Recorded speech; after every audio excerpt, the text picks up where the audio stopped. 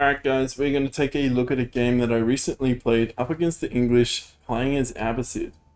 Now, I recently posted a build order guide for double TC against early aggression, and one of the main things that came up is this works great against like French, but I'm really struggling against the English. I haven't had any success with it. So I hope to show you this example and maybe give some insights into how you can better approach it. But I'm just gonna fast forward the early stages, sorry. This is King of the Hill, by the way. So I find this to be quite a decent Abbasid map. I don't really know why, I just like it on this map. I think you're relatively easy to wall off most of the time, or tower key choke points. So I think that's one of the reasons I like it. So we're just doing the general opening, 7 on sheep. And then 4 are coming to gold, obviously building the House of Wisdom, mining camp, and a house as well. So we're gonna speed through this. So generally against English, the difference is compared to like French or something, you're not as safe with just towers and like pikemen because obviously they're not making cav. The longbows have really long range, and generally speaking, they're going to be able to get rams out a little bit earlier. So our objective is to secure resource points with towers and wall off any little chokes that we can to avoid the early pressure and safely get that second TC. And then we're going to focus on getting archers out to repel their mass. Because one thing you got to keep in mind, in order for them to get through the towers, they're going to be building rams. And if they're building rams, that means you're going to be putting more resources into your military. Plus, you will have more villages than them. So you have a better eco, you'll only be investing in units after the second TC.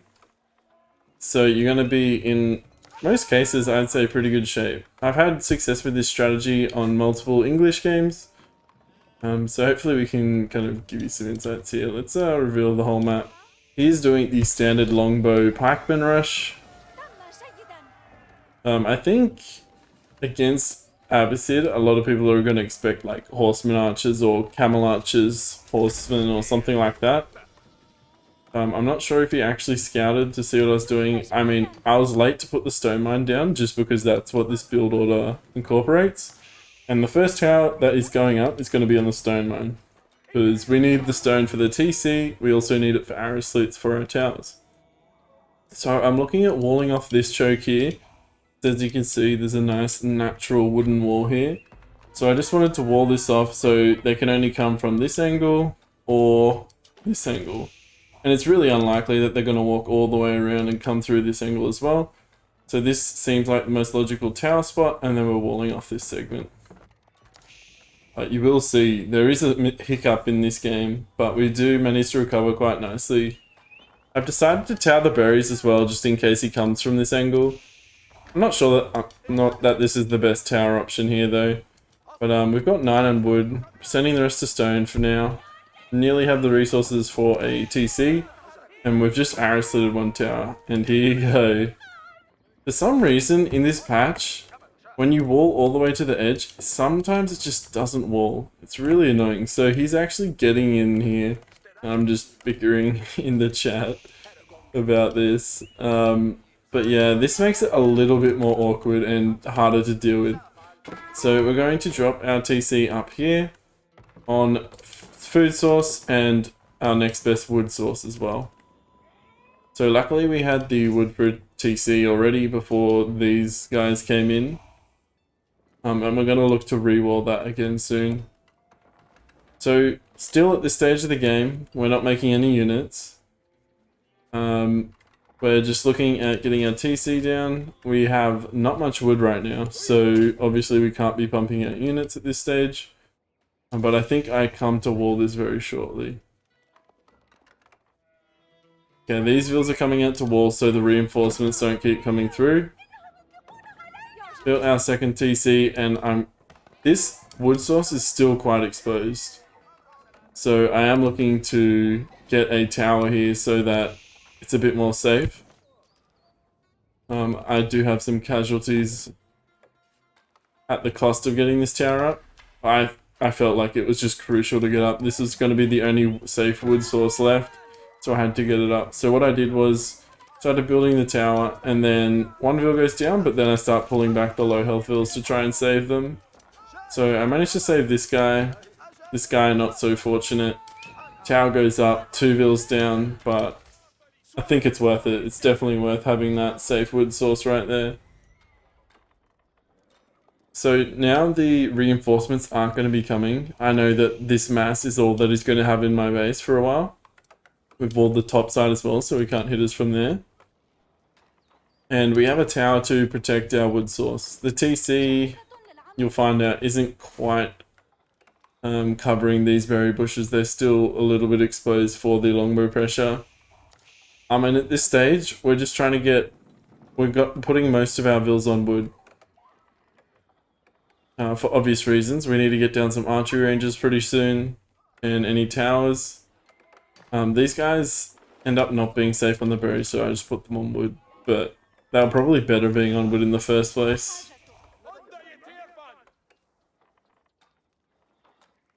But he can't come through here without taking arrow slit damage, so he's looking to get some rams to actually come into my base here.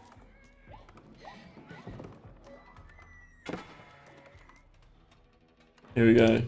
We're dropping triple archery range. These guys are coming on wood because they can't efficiently gather food there. We already have a lot of food stacked up here because we haven't been producing units and our vills are half cost. So we're actually going blacksmith, triple archery range, and then I actually decide on dropping a 4th archery range because we have so much food stacked. We've got a lot of wood income right now, so I'm going to drop a 4th archery range here.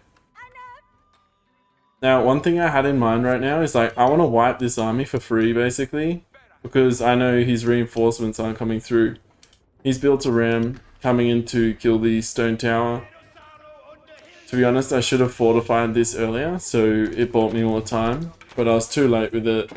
I try and like do a little siege micro with my vills and attack with the towers, but it's just too hard with the range of these longbows. Like, they are shooting the longbows now, but there's no way that my vills can take this ram down. I would have to pull all of them from food or something like that, and it's just not worth that idle time. So I'm upgrading this tower so we can't just walk straight down the middle here. We're massing up archers from 4 archery ranges here. And I'll look to get in my archer attack soon. To be honest, archer defense is arguably a little bit better just because it works on other units outside of the archers. But it's really not a huge difference considering we're only making archers at this stage. Now, I'm coming over here to clean up this mass while his reinforcements can't get through. So I get a very cost-effective trade here. Keep in mind, at this stage of the game, all we want to do is survive and get to castle. So we're already 45 vills to 37. He has killed quite a few vills, which has delayed this vill gap a little bit. When I say quite a few, he's killed like 4, so it's nothing crazy. We take down the ram, which is really good for us. And we push back with a similar amount of archers, so we have 2 more than him. Obviously the longbow with the network of castles is better. But I was just pushing them back so that my vills could kill the ram here. And then we're backing off. I know over time I will be able to outmass him in archers. So we're just trying to buy time, make him invest in rams. Because he feels like he's on a timer, right? He knows I'm on double TC, so he's going to go full aggression to try and punish that. But all we need to do is buy time, mass up our army, hold, and then go up the castle. So right now our macro is like extremely heavy on wood, just because we need a lot of housing, we need a lot of archers. Archers are obviously very wood heavy, and vills are really cheap, so only 25 food for a vill. So we have the mass advantage at this stage, 25 to 19. We don't want this tower going up. So we're just going to push out. Even if we take like even trades here, that's a win for us. Even if it's slightly less cost effective, it's a win for us. So if we look at upgrades, he doesn't actually have any upgrades because he invested in siege engineering. So our archers are the same strength right now. He just has more range, and he also has his tower reinforcing. So at this stage, I'm feeling really good about this. Having an equal mass or a more slightly more than English right now is a really good position to be in, considering we're at 53 bills and he's at 39. We also have wheelbarrow. I'm not sure if he has wheelbarrow. Let me see. He doesn't have wheelbarrow either. So our bills are also gathering more effectively. We're still on natural food sources like berries, so it's not the farm advantage isn't really kicking in.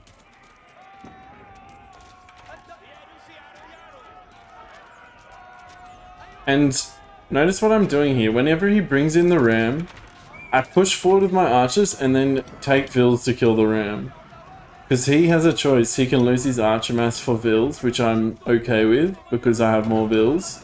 And then he won't have any army to kind of keep pressuring me with. And at that stage we can like look at getting up the castle pretty much for free. But we actually have the mass advantage here.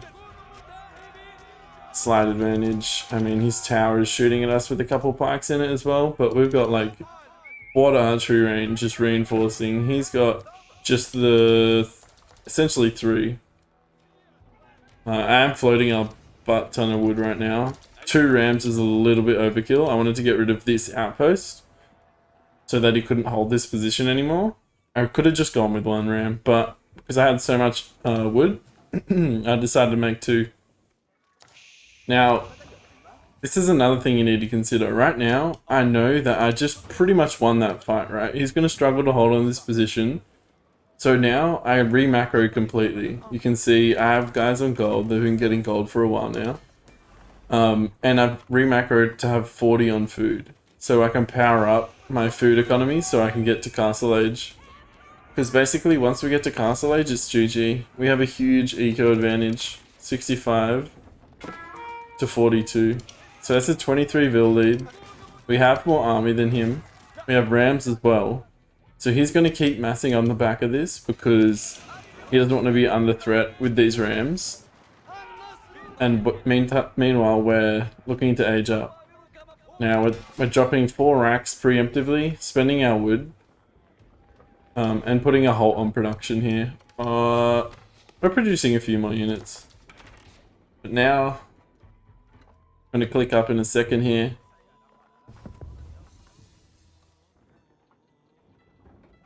And I didn't know what he was doing on the back of this. And I knew I had, prior to this, had a mass advantage. So I looked to put on a bit of pressure. Make him stay in feudal age. We don't want him to go up castle. But, I mean, it's not the end of the world if he does. I still think we win from this position pretty much no matter what. But obviously he has reinforcements, we don't, because we're aging up. We've re-macroed completely. And at this stage we're going majority on food. Like half of that on wood because we want mangonels. And more production buildings. And then we have like 8 or 9 usually on gold. That's a good amount for mangonels, men-at-arms and eco upgrades. Or tech upgrades anyway. So we're pulling back now. He's not really close to aging at the moment. And we're banking a lot of res.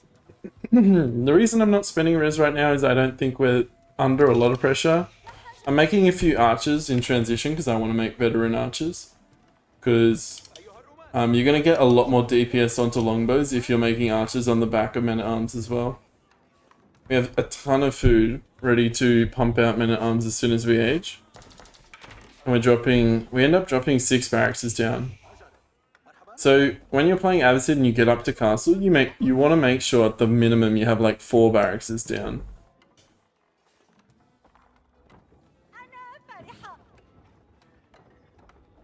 So we're going 6 barracks. And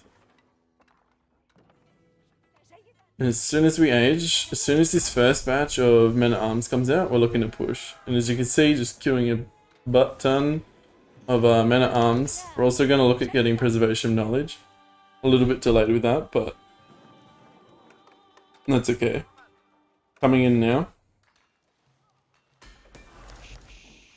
I end up cancelling this because it's too expensive. I want to make mangonels, and this is going to delay it if I get the wedge rivets, the +2 armor. So we're making a mangonel, and we're going to push out with our first wave of mat. men-at-arms. We're also getting veteran archers as well. And he's actually aging in the middle. Very risky move here. I guess that was his Hail Mary to try and win by a sacred site. He's so far behind at this stage. And I'm just going to focus the vills because I know I can reinforce off the back of this no problem. I just want to deny this landmark going up. But no matter what he did, pretty much at this stage it was over. This being denied, and then he'll call GG. But basically you just want to run in with men-at-arms and archers and mangonels, and they're going to struggle. Because they're going to get a siege workshop down or cav or something to deal with the mangonel, which is obviously a big investment, whereas we build all that on the field. And even if they did get a siege workshop, we could just build springolds on the field. And that's how you do it, guys. So a little bit of a hiccup at the start, but nonetheless, I think outside of that, I think it was a really great game and demonstrating how you can use this strategy to beat the English. Alright guys, if you enjoyed this, don't forget to like and subscribe, and I'll catch you in the next one. Peace out.